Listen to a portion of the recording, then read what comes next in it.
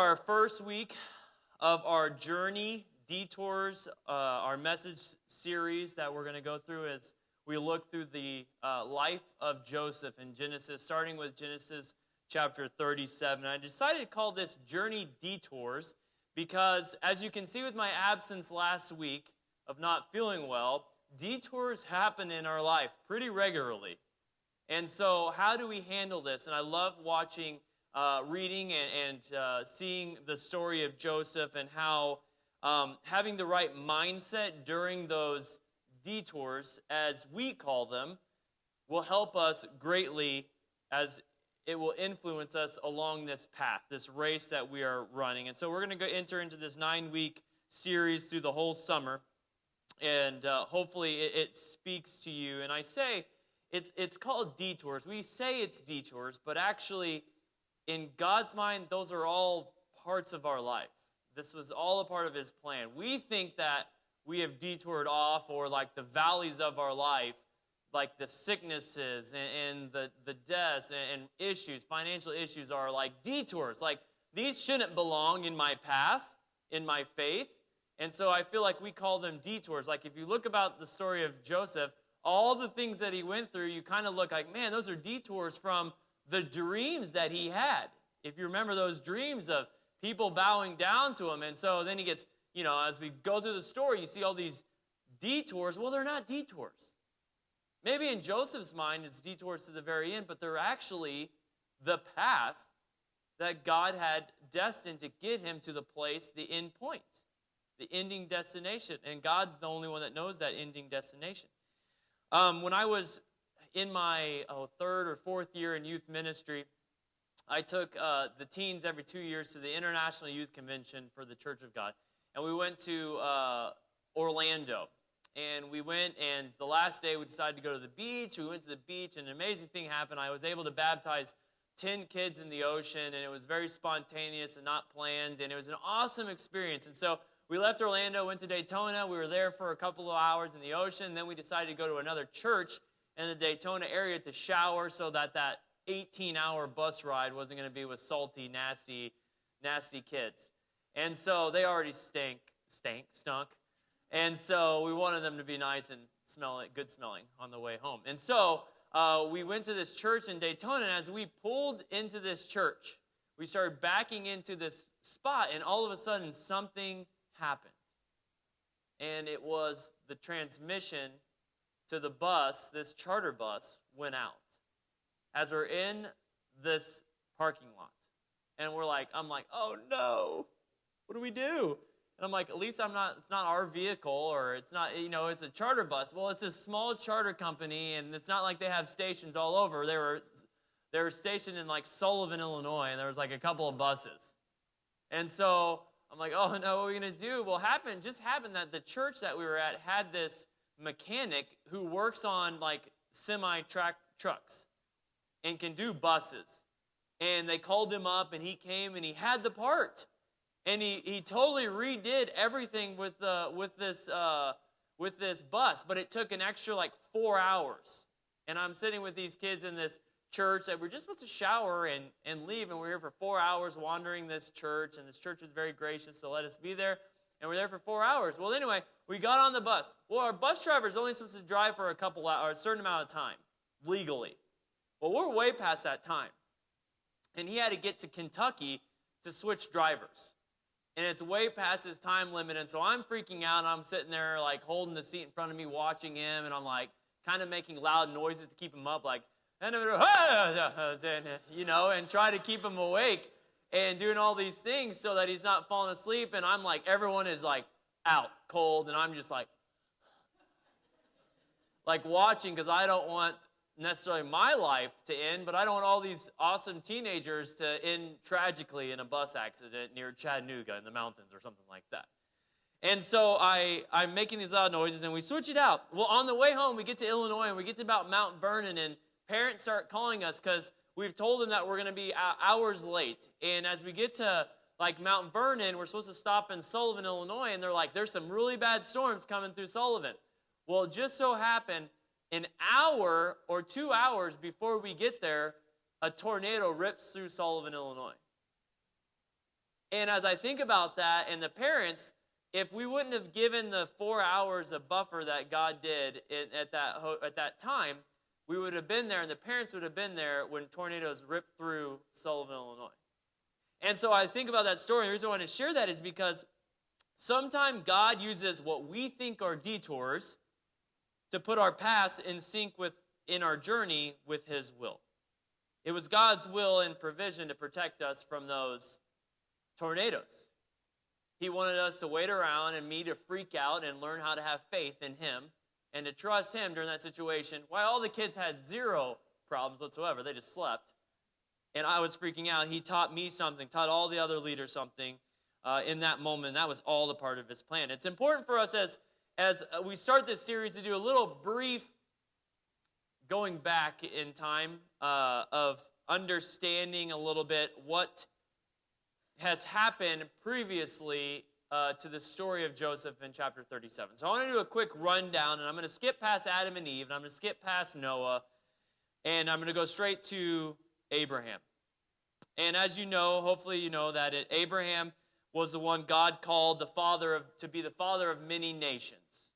And Abraham was really the person that God established His covenant with, that God established that I will be your God and you will be my people. Through your family, I'm going to create a religion, a relationship with your family, and it's going to grow massively, and eventually the whole world will experience me. And it's going to start with you, Abraham. And so He promised Abraham to have many kids. And Abraham and Sarah, his wife, were very old. Abraham was 99, his wife was 90, and that's when God had promised them these kids. Well, Abraham decided to take things in his own hands because he thought God was taking too long, and he was trying to justify God's will. He's like, oh, well, God said that. Maybe I'm supposed to do something to make that happen, to make that promise happen. And so he had a child with Hagar, a servant of Sarah, and they had Ishmael. Well, God reprimands him, and because of his disobedience, Ishmael was sent out, cast out with his mom out of the family, out of the region, and Ishmael flourished. He had many descendants, and a lot of the Arab tribes and nations are descendants of Ishmael in his life. God reprimanded Abraham for his lack of faith, but then God did deliver on His promise and gave him his son Isaac. And you probably remember the test that God made between Abraham and asked Abraham to go take Isaac up onto the mountain and to sacrifice his son, because God wanted Abraham to prove his loyalty to Him. And so He said, sacrifice your son Isaac, who you love very much. And so he takes Isaac up there, and he's about to sacrifice Isaac, and God provided a ram instead and stopped Abraham from sacrificing his son. And this is the first parallel of what God is going to do through Jesus for His children. Abraham taught his son Isaac all that he knew and passed on his blessings to his son to be the new leader, the new patriarch for this God-fearing family. And Isaac and his wife Rebekah have twin sons, Esau and Jacob. And I'm getting to Joseph. Jacob is Joseph's father, okay? But they have twin sons, Esau and Jacob. And if you remember the story, they fought in the womb. And Sarah asked God, why are my children quarreling and fighting in my womb all the time? And what's going on? And God answers Sarah and says that the younger will serve the older. But guess who comes out first? Esau comes out first. And so Esau comes out first, and Esau is the manly, hairy, hunter, jock brother. And I would say that Jacob is more of the artsy, nice, clean-cut, trimmed son. And so they're very different. And Esau was out working and hunting and all this stuff, and Jacob stayed home and kind of helped around the tent with his mother and was more of the educated one. Well, you all remember the story, hopefully. And Isaac is tricked by Jacob into getting the birthright. even though he was the second-born child. It should have gone to Esau. But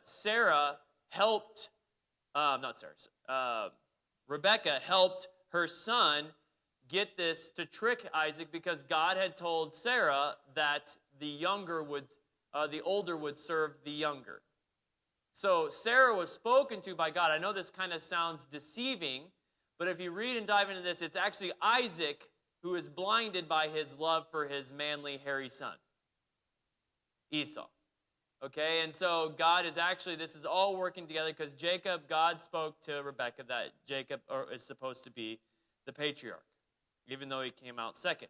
Well, Jacob, they trick Isaac and he gets the birthright. He actually tricks his brother into it as well.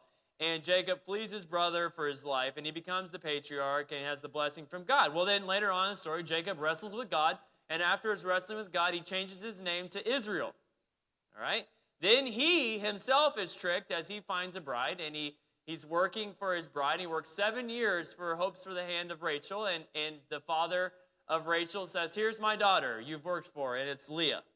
And he goes, "What? I want Rachel. That was the agreement. I worked 7 years for Rachel." And he goes, "Oh, I'm sorry, Leah's the older one. I can't give the younger one away until the older one." So he's like, "I want Rachel." And so he marries Leah, and then he works another 7 years, so he works 14 years, and he receives the hand of Rachel. Jacob then has 12 sons. 6 sons from Leah, and 2 from Leah's servant, 2 from Rachel's servant, and 2 from Rachel, his beloved wife. Now, I know parents are not supposed to have favorites, but the children from Rachel were Jacob's prized possessions. They were the joy of his life, the children from his beloved wife, the one whom he maybe actually loves. I know that sounds kind of bad, but the wife that he does love, she bore him 2 sons, and he loves them with all of his heart because they came from his beloved wife. And this brings us to the current situation in Genesis 37. Now you see this family progression through this family. It's not been perfect. There's been some issues throughout this, but we've established this family net that God has said, "You are going to be my people, and I'm going to establish the entire Jewish religion and then Christian religion out of this family." And it started with Abraham, and now we're into Jacob and his sons, Joseph. But as we dive into this amazing story, I want us to understand a very important thing that I don't think a lot of people understand. If you read through the Old Testament, there are how many tribes of Israel? There are 12, the 12 tribes of Israel. Well, what did Jacob change his name to? Israel. How many sons did he have? 12. So guess what these men that we're about to read about, the sons of Jacob, are the 12 tribes of Israel, the heads of the tribes of Israel that God ordained to be the heads of the tribes. Okay? These guys that are about to sell their brother into slavery are who God established to be the leaders of Israel, all of Israel, the nation of Israel. That just tells us a little something about who God is, that God is amazing, and he uses flawed, broken people to accomplish his good and perfect will. All right, so hopefully you've got the picture that Joseph is the favored son. He doesn't have to work. He's loved by his dad above all else. He's the eldest son of his beloved Rachel. And the 3 of them, Jacob, Rachel, and Joseph, are the perfect family. Perfect little family. The problem is, and we're just kind of saying that Benjamin is not born yet, but because he's not born until he's 12, until Joseph is 12. But here's the problem. It's not a perfect little family. There are 10 other kids, 11 other kids, and other wives and servants who've had kids. This is a problem. There's brothers that are smelly, that work really hard. They act up. And they knew their dad didn't love their mom. Could you imagine that? Living in a family where you know that your dad loves other kids more than you and doesn't love your mom at all. That's complete dysfunction. Well, Rachel, as we know, Rachel becomes pregnant with her second son, Benjamin when Joseph is 12 years old. And in child labor, Rachel dies. Okay, so now even more dysfunction. His beloved wife that he worked 14 years for, and he has this son, cherished son Joseph, that God gave to him in his late years. He gets to have another son. So just think about how much Jacob loves Joseph and Ben. Now that his wife is gone, the only thing he can cherish and hold on to are those two boys that are his only connection to his beloved wife. So our story in chapter 37 begins when Joseph is 17 years old. And as I said, he's not a worker, as in he didn't have to work. He spent most of his time studying and learning how to lead. He was being trained and groomed to be the next leader of the family. As Abraham passed it to Isaac, and Isaac passed it to Jacob, because he kind of tricked his dad, and passes it to Jacob, Jacob is now going to pass it to Joseph, even though there are 6 or 7 sons that are way ahead in line from Leah in service.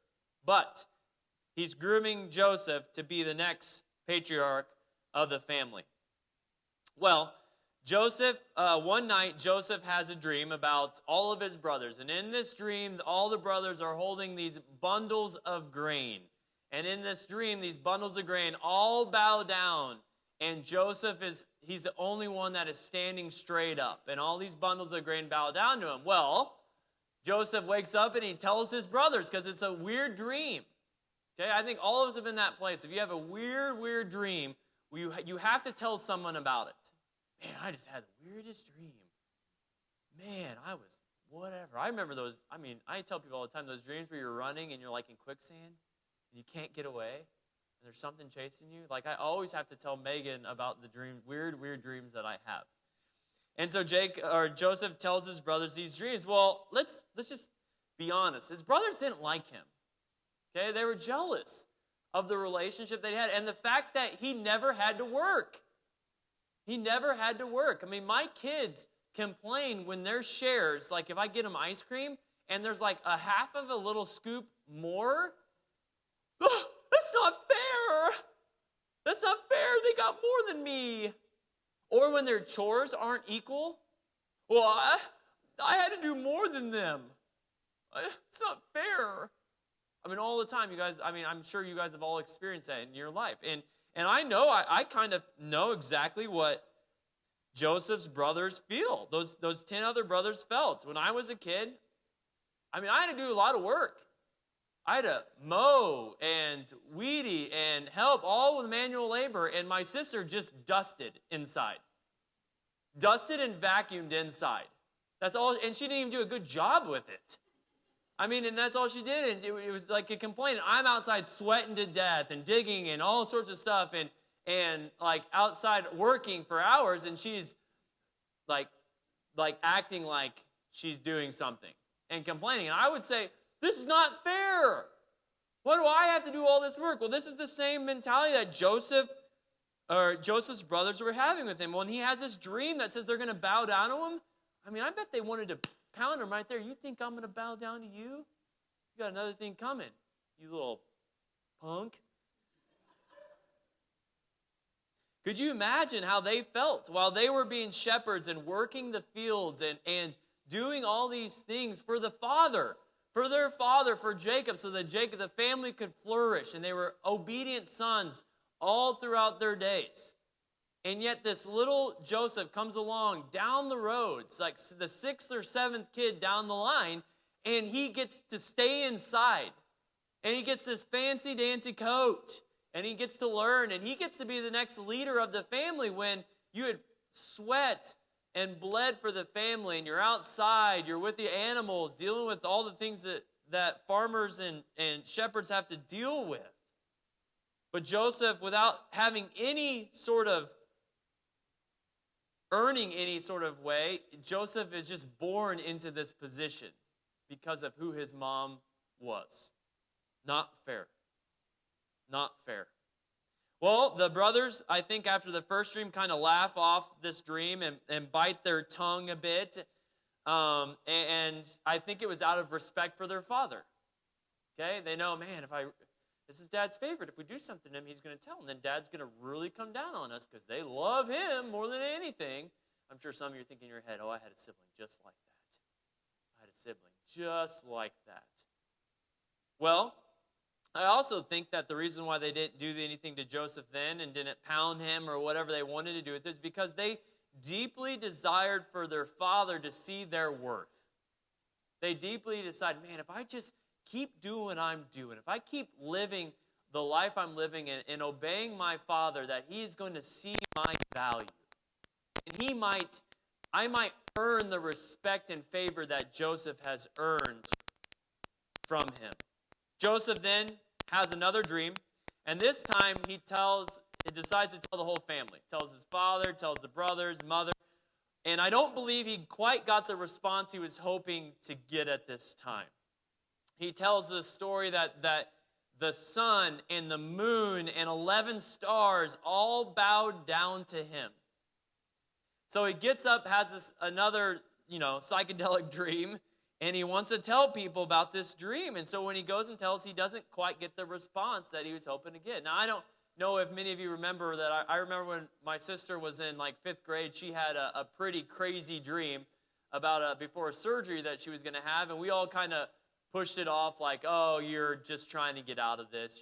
It's not real. And it was a very true dream that God had given her. And we kind of were like, no, you're just making it up. And later on, she, had a surgery, and that surgery, it turned out that the dream was real. That God really spoke to her in the dream, and we were like Joseph's family and just kind of pushed it off like, you're crazy. You're crazy. Well, as Joseph tells this story, or tells about this dream, when he talks about the sun and the moon, the sun is actually Jacob, the father, and the moon is actually Rachel, the mother, and they all bow down to him. And it says, and Jacob says, what kind of dream is that? Do you really think all of us actually are going to bow down to the ground before you, Joseph? And verse 11 says, but while his brothers were jealous of Joseph, his father wondered what the dream really meant. But his response was not a kind response. His father was actually kind of an arrogant response. So you really think I'm the patriarch? Until I hand you over the reins, I will not bow down to you. And you think I'm going to bow down to you? That was kind of the response that they all had. Well, a little while later, Jacob was sent out by Joseph to go find his brothers and to go check on them because they'd been gone for a long time. And so he sent them where Jacob had sent his sons and where they should have been, but they weren't there. And so Joseph asked another people in the area, and they said, yeah, we think we saw your brothers way over in this area, this region, where they actually weren't supposed to be. And a lot of theologians actually believe that Joseph's brothers were probably doing something they weren't supposed to be doing. They actually went to this area on purpose. Some might lead you to be they were looking for grass for the sheep or something, but others believe, no, they were actually probably doing something sinful. Well, goody two-shoe Joseph finds them, strolls up on them, and finds them doing something they probably weren't supposed to do, or weren't supposed to be doing. Well, you guys have all know what this is like. A sibling that is the good one and catches the bad ones doing something they're not supposed to, and then they go, oh, and you're kind of in that conundrum. What do? How do I keep them from telling mom and dad what I'm doing? So you either bribe them, or you physically hurt them, or threaten to physically hurt them. There's a number of things that you can do, and maybe some of you have experienced that. But goody comes up and finds them doing something, or at a place they're not really supposed to be. And all we know for sure, the 10 brothers see Joseph coming, and they begin to talk and plot about how great it would be to kill their brother. Now, I know a lot of you parents think that maybe you're not a very good parent because your kids bicker and fight. But I'm here to tell you, take heart. If your kids are not plotting to kill each other, you are doing a great job. Okay? Because these brothers are plotting to kill a brother. Wow. At least my kids, as much as they fight, I don't think either one of them would want each other to be dead. And so I think I'm victorious right now as a father. Then they said, let's kill him and throw his body in one of these cisterns, which is a hole in the ground that water runs into. Water runoff from the top runs down into these holes and just kind of holds it. It's like a well, except it doesn't get fed from the bottom up. It gets fed from the water that runs down off of the top of the ground. Okay, but Reuben, the oldest brother, the one who should receive the patriarch status. He should be the one that gets the birthright and the blessing. He steps up and he says, stops his brothers from murdering their younger brother and tells them, just throw him down into this hole and then let's let him starve to death. But the Bible lets us know that Reuben planned on coming back to rescue his brother. Okay? That he was doing this in order to save his brother. He wasn't doing this because he had a different idea. I want him to really struggle. I don't want him to die quickly. I really want him to die slowly. No. Reuben actually, the Bible makes sure it tells us that he actually was trying to save his brother. He knew that this was, in his mind, the only way he was going to keep his brothers from killing them is by tricking them. Let's throw him down here, and then I'll sneak back, and I'll rescue him. I'll rescue him.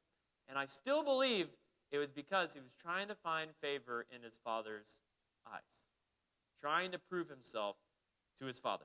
Well, a mob mentality ensued, and they ripped off his special coat, and they threw him in this dried-out hole. And then they had a meal break. No lie. They had lunch. They threw their brother, beat him down, threw him in a hole, and had lunch. Again, parents, if your kids aren't locking each other in a closet or in a hole or something like that, and then have the audacity to have lunch with no guilt or shame in their heart, I think we're doing pretty good. I think you haven't lost it yet. So please continue to take heart. As they see a trading caravan coming, Judah, which by the way is the tribe in which Jesus comes from, Judah, tribe of Judah, Jesus is the Lion of Judah. Okay, so this is the tribe that Jesus comes out of, his lineage. He comes up with the idea of selling Joseph and then lying to his father that he has died. Yes, the one who came up with the idea of selling the brother in slavery is the one who Jesus comes from his line. Okay, but he changes. He changes. But they sell Joseph to the Ishmaelites for 20 pieces of silver. Ishmaelites, where's that sound? That sounds familiar, that word Ishmaelites. Oh, wait, that was Abraham's son when he disobeyed God and sent him out. So, full circle here. Joseph is sold to the Ishmaelites, so Ishmael's descendants, he's sold to Ishmaelites who then go to Egypt and sell Joseph again. Okay, so, but I love this fact that Judah, the one who comes up with this greedy scheme to sell and make some money, is not the one. It's not, Jesus comes from his line. It's not the favored son. It's not Joseph that Jesus, because you would think that Jesus would come from the line of Joseph or Benjamin. But no, Jesus comes from the line of Judah, his genealogy. But as we finish this story in 9 weeks or in the coming weeks, we'll see that Judah is no longer the same man by the end of the story. You might even say that he is redeemed at the end. And that Jesus is the descendant of the redeemed brother. There's a little spoiler alert for everybody. So he is sold and traded in there. And Reuben comes back to collect his brother in the middle of the night. And he finds his brother gone. And he finds out that he's sold. And Reuben is so distraught that he tears his clothes. And he cries in grief that his brother has been sold. I would probably venture to guess that he wasn't like his heart didn't hurt for Joseph. His heart hurt that, oh my word, Dad is going to kill me. I'm the oldest brother and I let this happen. I'm in big, big trouble. And I don't know how this happened without Reuben knowing. So Reuben must have left for this to happen while he was gone and not understand that the other brother sold him. But that's what they did. And so they have to sell the lie, and they do a really good job of selling this lie, and they kill the young goat, soak Joseph's coat in blood, and send the robe, the coat, to Jacob, and the note says, look at what we found. Doesn't this robe belong to your son? Notice that they say belong to your son, not our brother Joseph. It says belong to your son because they've already removed themselves out of a relationship with Joseph. They've already removed themselves completely out of any connection to Joseph. And so isn't this your son's robe? And so they trick him with this lie. lie, and it says Jacob broke for his favored son, believing his favored son had been killed by a wild animal, and he mourned for a long, long time. So what does this story mean to us? What is it? What are the truths that God wants us to get out of here? And I'm going to run through these really fast and be done. What are these truths? This is a very popular story, famous story. I'm sure you guys have heard it multiple times. But there are a couple of things that I think that the Holy Spirit wants us to have. Number one, make sure, as we're on Father's Day, make sure in no way, that you are like the parents or the brothers in the first act of this story. The parents had zero control over their children. They let their children run the show. Had zero control. I know some of you might say, well, they were adults. Well, let me tell you something. As long as your kids are living under your roof, you have authority. And at this time, the Jacob had authority because he was the patriarch. They lived together for that whole time. So it didn't matter how old they were. They could be 50 years old sons that are 50. As long as Jacob was alive, he was still the boss of them and had a responsibility to lead his sons. And Rachel is nowhere to be found as well. Of course, she had passed away when Joseph was 12, but still along this process, she saw how Jacob was treating Joseph. And she could have stepped up, because these were, by the way, her nephews or sons, because Leah is her sister. Okay, so it's not like these are detached families. This is like, or envious. It was her sister's kids with her husband. I know, I feel the same thing. But anyway, this was, she could have stopped that. So my first point is that as long as your kids are under your roof, you should have control. You should have control, godly control over your kids and what they're experiencing and what they are doing. Have control over your kids. Otherwise, things are going to get crazy and out of control, as they did for Joseph and Jacob and all of his sons. One of the biggest faults of Jacob is that he didn't treasure each one of his sons the way that God treasures all children. He just looked at two as favorable, and the rest of them are just workers. And any life is precious to God.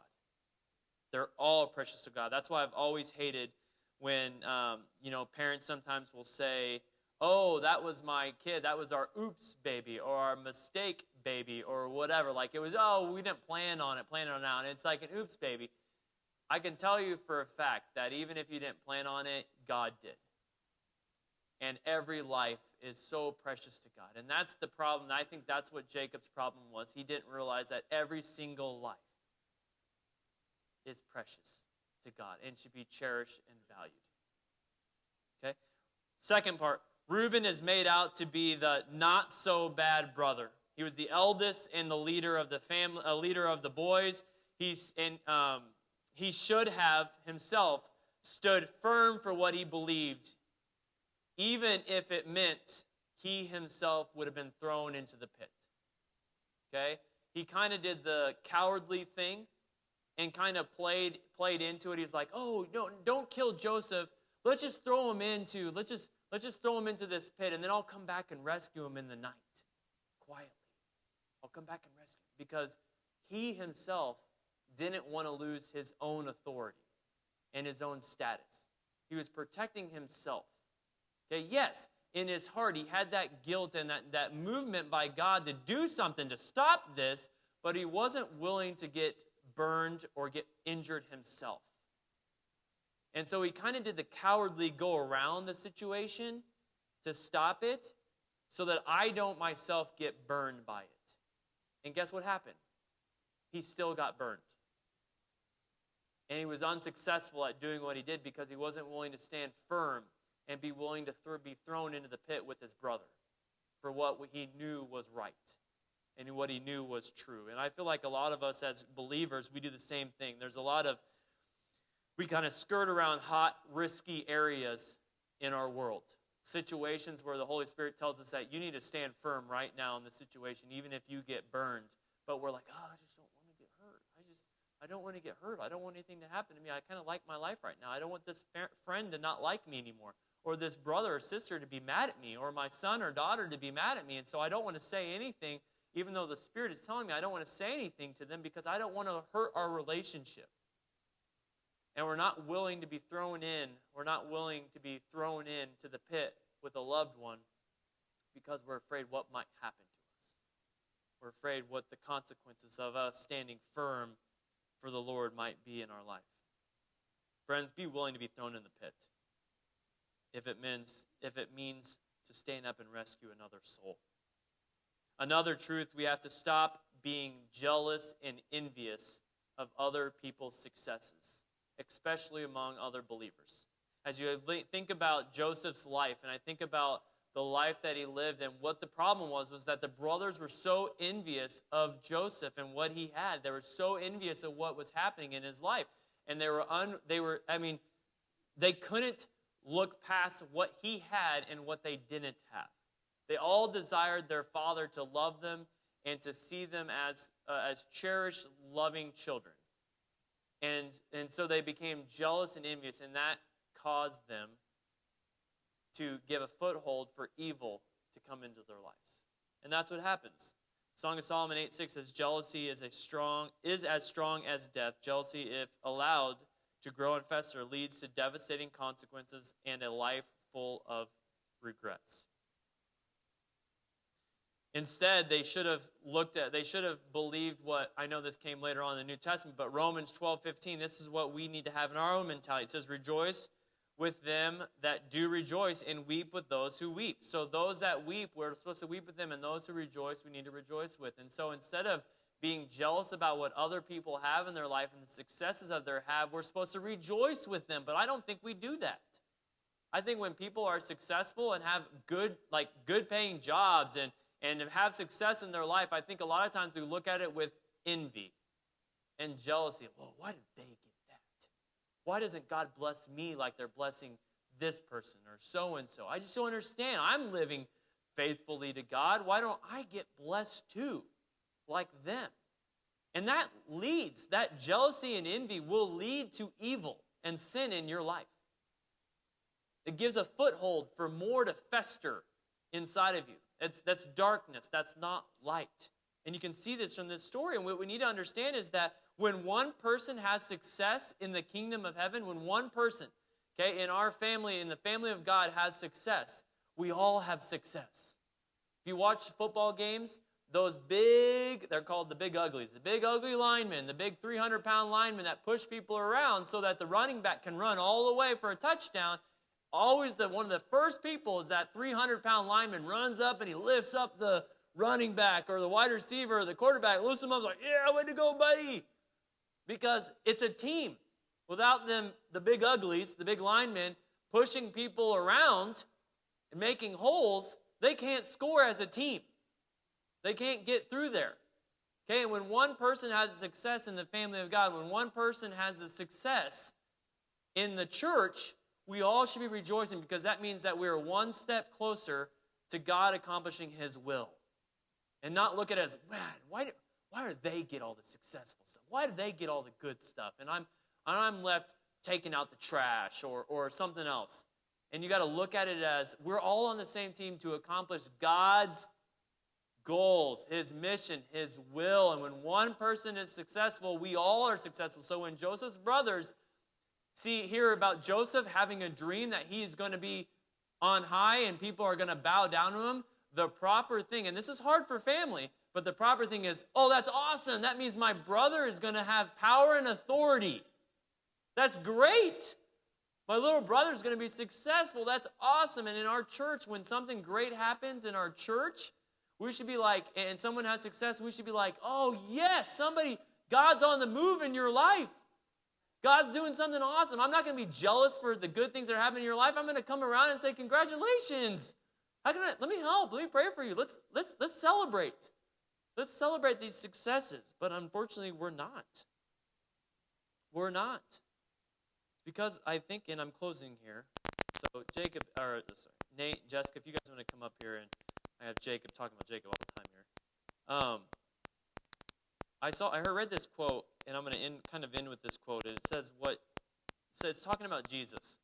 And it says, Jesus was able to embrace the posture of a servant because he knew he belonged to the Father. Therein lay his security.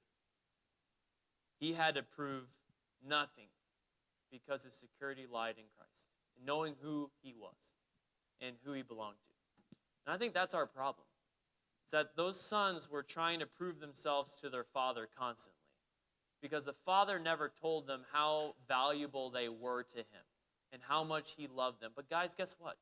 We shouldn't have the same jealous mentality because God has told us already how much he means to us. And he's already revealed to us how much we mean to him by sending his son Jesus to die on the cross for us and to give us life. We have everything we could possibly need. And so we shouldn't ever have to feel like we need to prove ourselves whatsoever because God has already given us all that we need. So my question to you to end is, are you not satisfied with being loved by God? Not just love, but so loved that he died for you so that you could have life. If you had nothing else in life, if God stopped giving you any sort of blessings from here on forward in your life, would you be satisfied with God's love and salvation? Would that be enough for you to keep going and to keep running this race? Because that's what God desires from each one of us. He's given us all we need, but he gives us more. Would you be satisfied? Would you be content in life if you got nothing else but knowing you are loved by God and that you have salvation, that he's given you Jesus, salvation. You can have a relationship with him. Would that be enough? Or are you still fixated on, I don't have enough of what they have. I don't have enough money. They got more than I have. They've been blessed more than I have. Are you still looking at it like that? Instead of, man, I've been given all that I need. And may God's will be done in this world and in this church. And if it means someone else gets success, that's good, because his will is being accomplished. My Father's will is being accomplished. We're going to sing this song, Make Room, and it says, this is where I lay it down. This is where my surrender happens. I will make room for you to do whatever you want to do. And I pray that that's our desire, is that God, no matter what happens, we are satisfied with God's love, that we're satisfied with our salvation, and we don't need anything else. And may the will of the Father in our lives be accomplished, because that's all that matters. And we say, may I surrender all, God. I surrender all for your will to be accomplished, no matter what that is.